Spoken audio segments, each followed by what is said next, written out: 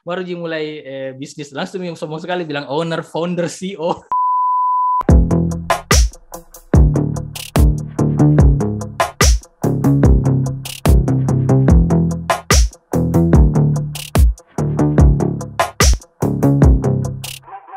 Bismillahirrahmanirrahim. Assalamualaikum warahmatullahi wabarakatuh.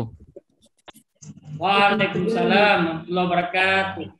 Nah, pantas Pak Adi Akbar ini miliarder karena dia yang bersuara, yang lain tidak bersuara.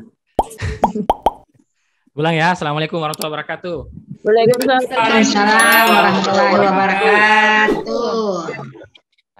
Ada nih aroma-aroma menyaingi nih Pak Adi Akbar ya. Jadi penting itu ada semangat, penting itu ada suara karena orang yang berhak ya, orang yang berhak bisa naik kelas itu adalah orang yang memantaskan diri. Saya ulang lagi ya, orang yang berhak untuk naik kelas adalah orang yang sudah memantaskan diri. Jadi kalau misalnya di sini mungkin ada yang guru ya, ada guru SD, SMP, SMA, nggak bisa itu naik kelas 1 ke kelas 2 kalau tidak ada ujiannya. Kalau tidak lulus ke ujian, nggak bisa naik kelas. Jadi memang harus ada ujian. Ujian itu untuk ujian kepantasan diri. Gitu. Itu materi itu. Nggak bercanda ya. Ya, hari ini insya Allah saya diamanahkan oleh DPJE DPD Kota Makassar untuk sharing. Sebenarnya saya biasanya sharing-sharing tentang digital marketing, tapi ini menantang sekali karena materi ini adalah materi naik kelas. Yang paling cocok itu bawakan materi naik kelas itu cocoknya Pak Adi Akbar. Makanya alhamdulillah setelah saya beliau yang ngisi karena beliau sudah terbukti ya. Beliau sudah terbukti dari marbot masjid, kemudian jadi karyawan, kemudian karyawan langsung jadi owner. Dan cabangnya dari 1, 2, 3 sampai sekarang sudah 6. Bukan hanya cabang 6, bikin lagi bisnis grosir, bikin lagi yayasan. Jadi cocok nih kalau kita mentoring sama beliau.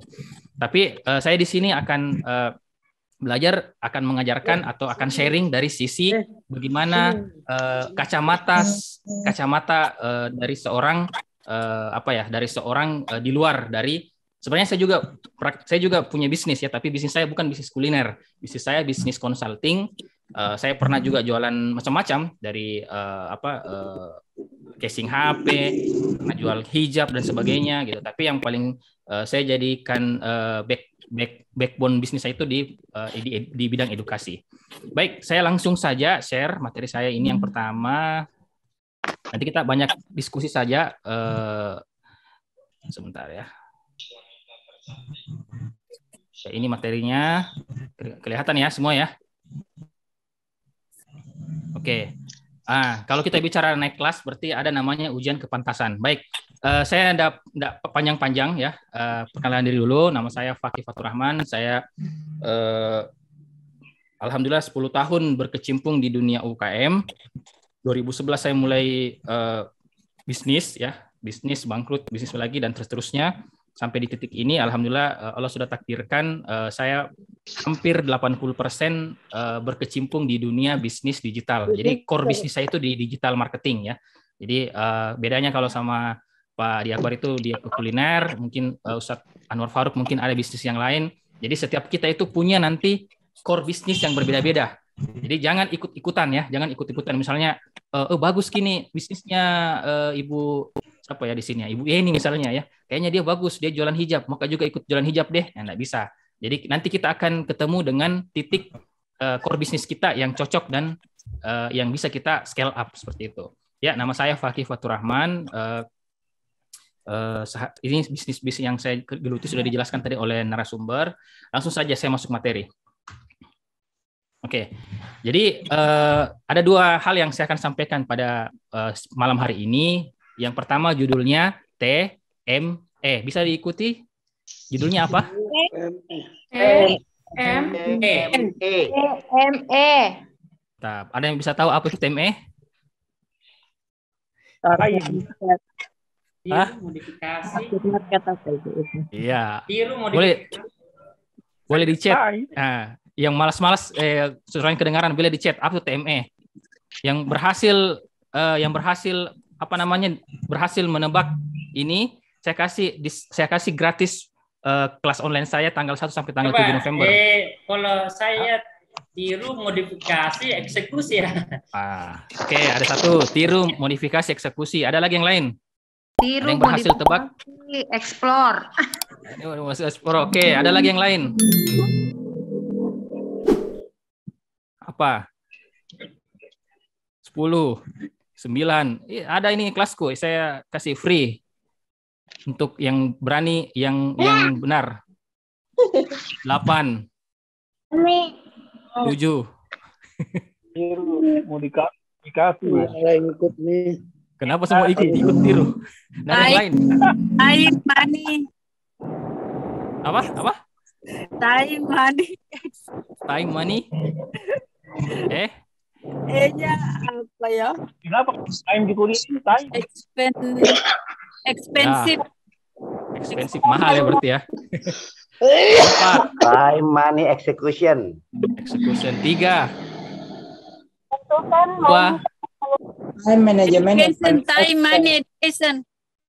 Time money. Oke, 1. Waktu habis. Tidak ada berhasil. Ya tidak ada yang mendekat ya. Memang ini agak-agak agak-agak susah ini ya, karena ini ilmunya didapatkan di jalan ya. Di 10 tahun, 11 tahun saya mendampingi UMKM. Baik. Pokoknya ini clue-nya ini toh. Ini clue-nya ini yang burung elang ini. Clue-nya ini dia bahas. Gue nggak mau tahu, pokoknya kamu harus bisa jalanin. Siap juragan. Nah, ini clue-nya ini. Apa kira-kira T? Time management, execution, ada juga bilang tadi target market, apakah itu dan seterusnya. Oke, saya tentukan mainkan evaluasi, tenter macam-macam ya. Tapi T-nya semua tidak ada. Oke, saya akan share apa sebenarnya T, E, M, dan E. Nah, ini ada di buku The E-Myth Revisit ya, karyanya Michael Gerber. Nah, kalau mau beli ini boleh baca-baca. Ini cocok untuk teman-teman yang berkecimpung di dunia bisnis. Jadi Michael Gerber itu dia survei dari 1 juta UMKM di Amerika. Datanya, ya ini ya, 40% itu grand closing. Ya, bukan grand opening, grand closing di tahun kedua. 80% itu jatuh di tahun kelima. 96% itu jatuh di tahun ke-10. Nah, sekarang coba di chat. Sekarang sudah usia berapa tahun nih bisnis tak? Usaha tak? 1 tahun. Nah, hampir belum grand closing, belum mendapatkan ujian grand closing ya. Ada lagi? Oh, sudah Ibu Yusnita Kaltim sudah 10 tahun. Nah, alhamdulillah aman-aman. Ada lagi? Saya 2015. Saya bangun bisnis saya 2013 malah. 10 tahun, Bu. Ada? Ada yang sudah grand closing? Ada yang grand opening? 2 tahun. Nah, 2 tahun dan seterusnya. Ya, kalau 2 tahun itu siap-siap 40% itu sudah 5 tahun, sudah 8 tahun, sudah serius 5 tahun. Oke, hanya 4% yang mau bertahan. Kenapa? Karena dia menerapkan ilmu TME. Jadi ini saya akan share ke Bapak Ibu semua bagaimana caranya kita bisa bertahan. Jangan dulu macam-macam pikir bagaimana cara aku bisa naik kelas, ya. Bukan itu yang kita pikir sekarang. Yang kita pikirkan adalah bagaimana cara aku bisa bertahan dulu. Tahun kedua hancur. Tahun kelima sampai 10. Kita tolong dibantu dulu co-host untuk mute dulu yang ini, ya. Nanti kita bisa kita bisa saling ngobrol di sesi tanya jawab, atau saya lagi berinteraksi. Oke. Kenapa? Karena dia tahu ilmu TME. Bapak Ibu harus tahu ilmu TME. Apa sih TME itu? Nah, ini dia. Tidak ada yang benar toh. Jadi TME itu, T itu teknisi, M itu manager, E itu entrepreneur. Bapak Ibu harus tahu posisinya ini, porsinya ini. T teknisi, M itu manager, E entrepreneur. Apa maksudnya? Teknisi itu adalah orang yang hidup di masa sekarang. Ya, kemudian manajer hidup di masa lalu, entrepreneur itu hidup di masa depan. Contoh, apa sih teknisi? Teknisi itu misalnya saya sebagai koki di rumah makan. Itu level kita masih teknisi. Apalagi contoh lagi yang lain. Ada yang bisa tebak? Saya punya bengkel, saya juga montirnya. Pokoknya tompi. Dia tompi. Saya tompi yang masak, saya Tompi yang jadi kasir, saya Tompi yang delivery, saya Tompi yang melayani dan seterusnya. Itu namanya level teknisi, hidup di masa sekarang. Ya. Jadi untuk awal-awal bisnis ya, teman-teman, Bapak Ibu semua harus punya porsinya. Jadi jangan langsung baru buka bisnis langsung berlaga entrepreneur. Ya, jadi teknisi itu dia yang mengetahui bisnisnya gitu. Dia Tompi gitu. Kalau manajer sudah hidup di masa lalu, nah itu lebih ke sebentar saya jelaskan ya. Entrepreneur itu hidup di masa depan. Ya. Jadi untuk di awal-awal bisnis itu pakai level teknisinya itu di 70%. Baru kita manajer itu kan tugasnya dia tugasnya memanage. Ya. Dia tugasnya manajemen, dia tugasnya apa lagi istilahnya ya? Apa tugas-tugas seorang manajer? Ada yang bisa kasih jelaskan di chat? Coba kita discuss dulu. Ada yang tahu tugas manajer? Yang mengatur. Yang mengatur, apa lagi? Yang menganalisa, oke? Yang menyelesaikan masalah. Jadi urusan-urusan masalahnya anak buahnya itu yang selesaikan adalah manajer. Oke, jadi paham ya? Kunci dari mengatur anak buahnya. Nah, oke, itu benar itu Pak ini ya, Pak Anwar. Oke, jadi ketika kita bangun awal bisnis, kita harus punya level T itu 70%, M-nya itu 20%, E-nya baru 10%. Kalau di entrepreneur itu apa? Entrepreneur itu yang networking, yang planning, apalagi yang bisa dikembangkan dan sebagainya. Jangan baru bangun bisnis, baru 3 bulan bikin bisnisnya langsung sok-sok pergi bergaul gitu. Terus ada di sana properti, kita bikin properti lagi deh. Nggak bisa, itu akan hancur bisnis kita kalau kita tidak fokus, tidak bertahan di situ. Ya, sekarang gimana caranya supaya jadi kuncinya, coba nanti ikuti saya ya. Kuncinya di level awal itu, di level teknisi itu begini bahasanya. Kalau tidak ada saya, coba ikuti kata-kata saya. Kalau tidak ada saya, bisnis saya tidak jalan.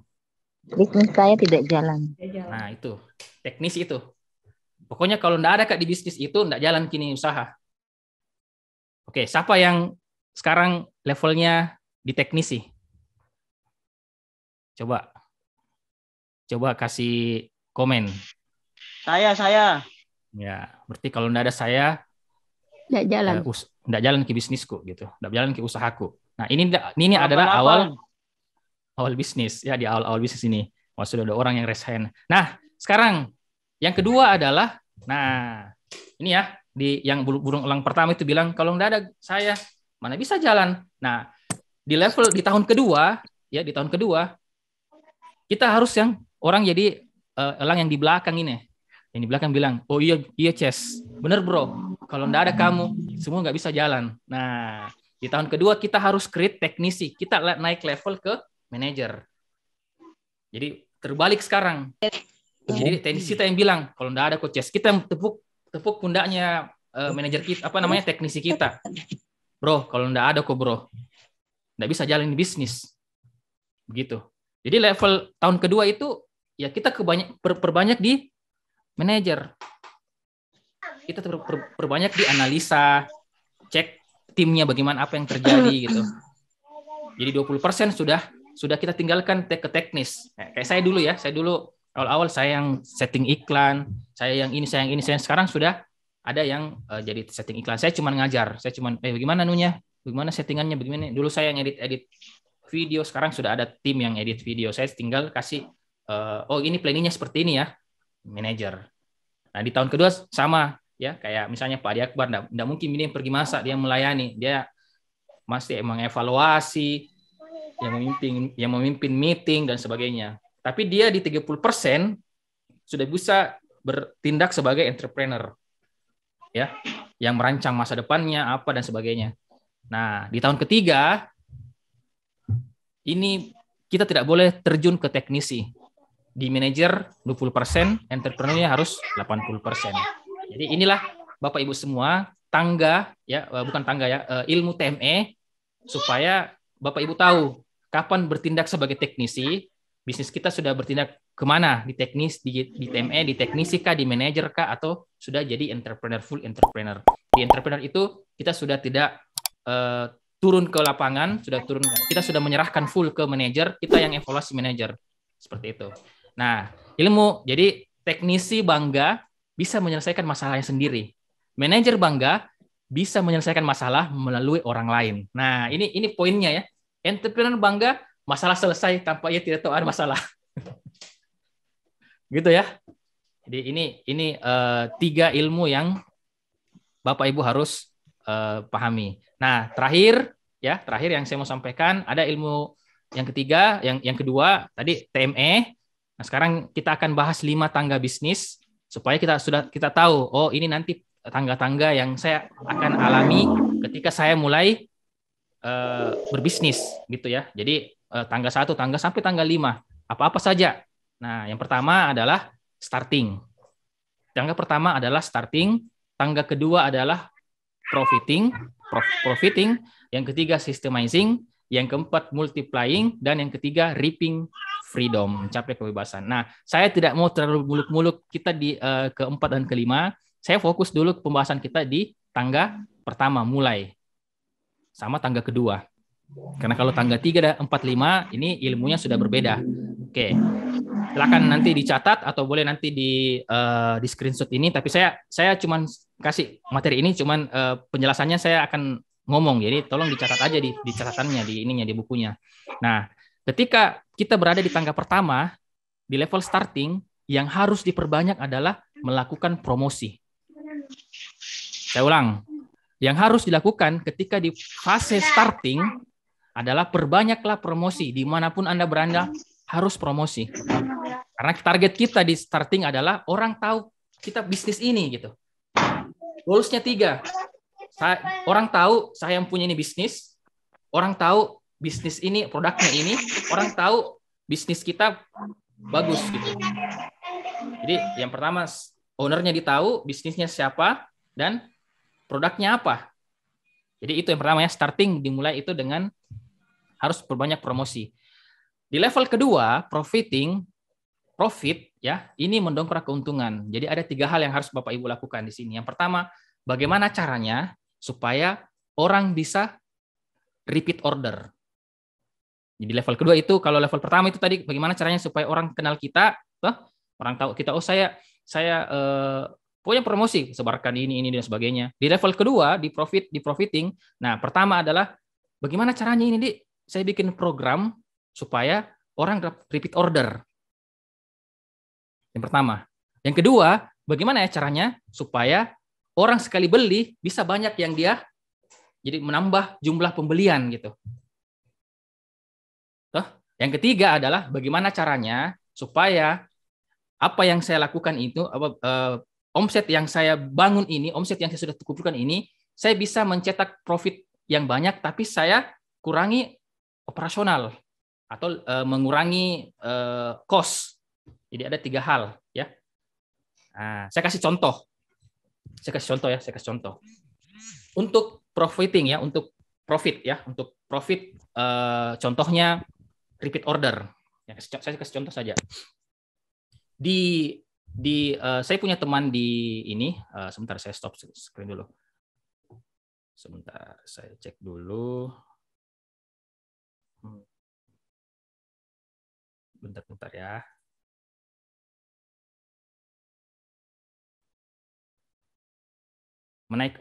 Tadi saya lupa, tadi repeat order, kemudian kita naikkan rata-rata pembelian, kemudian yang ketiga menaikkan margin ya, menaikkan nilai harga jual ya.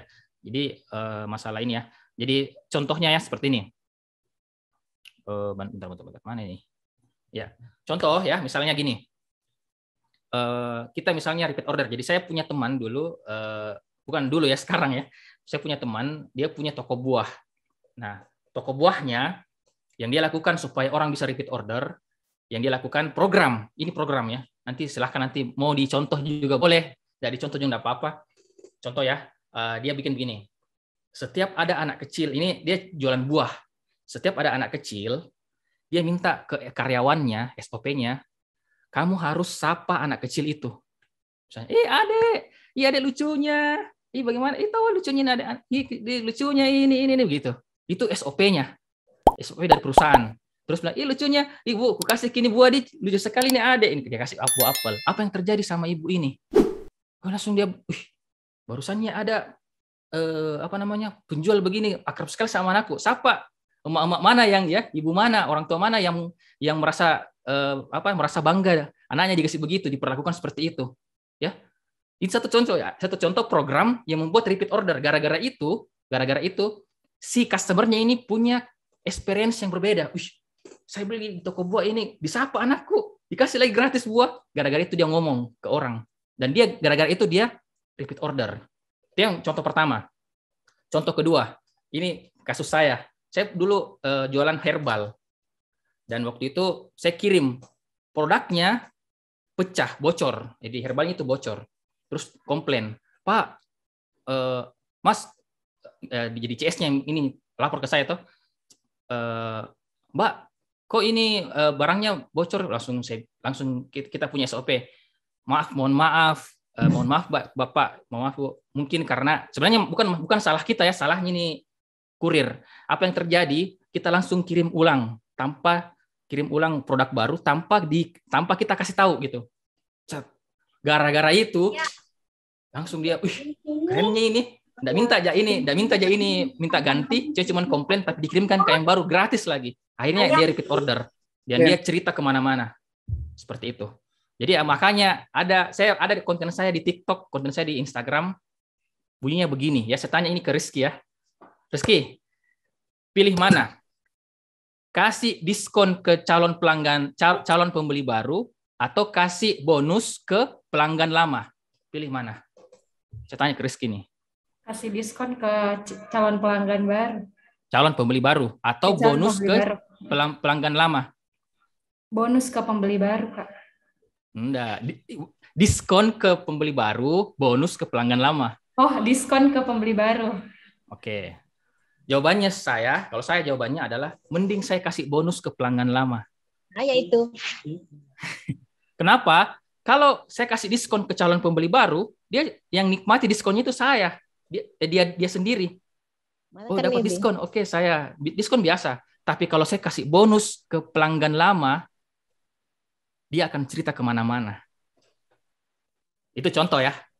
Nah, jadi tadi ya, tahapan profiting itu pertama adalah perbanyak repeat order. Yang kedua apa tadi?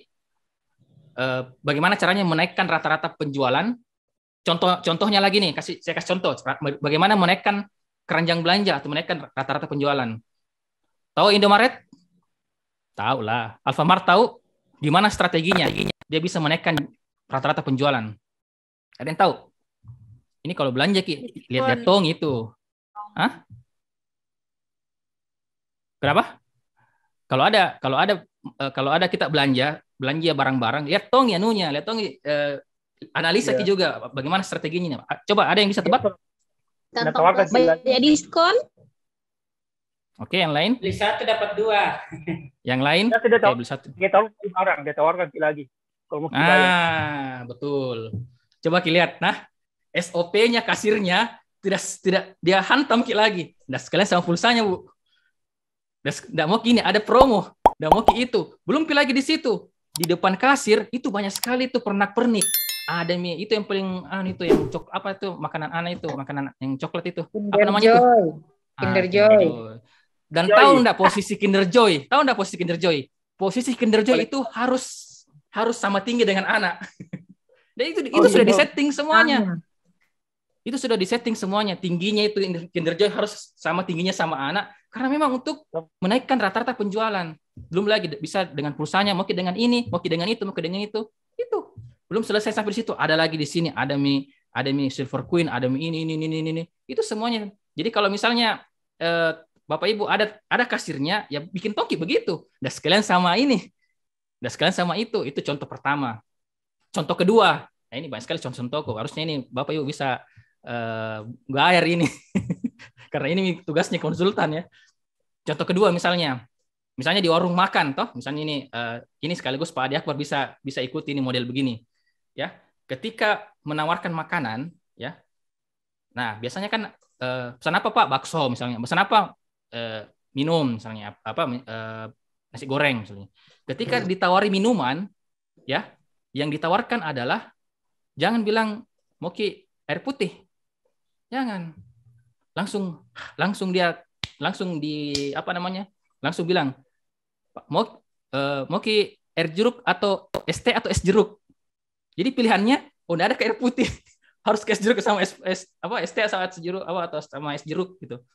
Jadi setelah dia makan minumnya apa Pak Bu, mau ke es teh atau sama es jeruk. Jadi langsung kita serang pilihannya itu customer. Oh, es jeruk. Nah, es jeruk itu bayar toh.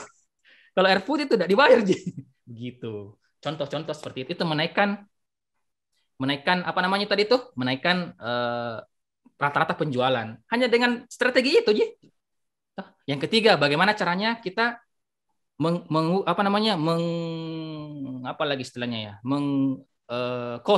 menekan cost pengeluaran. Contoh, cost pengeluaran. Kalau selama ini ya simple saja, misalnya selama ini kita pakai AC, kita jalan semua AC-nya. AC kan itu pakai listrik, toh? Nah, misalnya AC nanti siang, pagi kipas angin misalnya. Jadi siang baru dikasih jalan AC, pagi-pagi baru kipas angin. Nah, itu kan bisa menghemat. Banyak sekali sebenarnya banyak contoh-contoh menekan cost. Jadi apa pengeluaran-pengeluaran yang sebenarnya bisa kita tekan supaya ini kan begini. Ada orang bilang menaikkan omset itu dengan cara memperbesar promosi. Enggak juga. Memperbanyak profit itu bisa juga dengan menekan pengeluaran. Bagaimana caranya bisa ditekan pengeluaran? Ya, harus ada laporan keuangan. Kalau ada laporan keuangan, apa mau ditekan gitu. Nah, pesan saya terakhir, bisa di-mute dulu. Oke. Pesan saya terakhir, Bapak Ibu semua adalah yang pertama, tadi ya harus pahami ya TME tadi itu, dan harus kita berani tahu kita ini sekarang posisinya di mana. Saya kalau di teknisi dulu, jangan langsung gara-gara saya begini. Banyak orang sudah dibilang saya ini entrepreneur, semuanya minta ampun, owner PT maju mundur misalnya, atau owner rumah makan ini baru dimulai bisnis langsung sombong sekali bilang owner, founder, CEO gitu ya. Tapi tidak masalah, itu untuk apa istilahnya mimpi kita tidak apa-apa Ji. Tapi harus fokus bahwa tugas owner itu awalnya harus berperan sebagai teknisi dan sabar berproses. Yang pertama. Yang kedua, kalau kita masih di tahap pertama, fokus dulu mencetak omset. Kalau omsetnya sudah banyak yang datang, fokus ke 3 hal. Fokus pertama memperbanyak repeat order. Fokus yang kedua adalah memperbanyak keranjang belanja, memperbesar rata-rata pembelian. Dan yang ketiga adalah fokus menekan pengeluaran. Mungkin itu dari saya. Terima kasih. Assalamualaikum warahmatullahi wabarakatuh.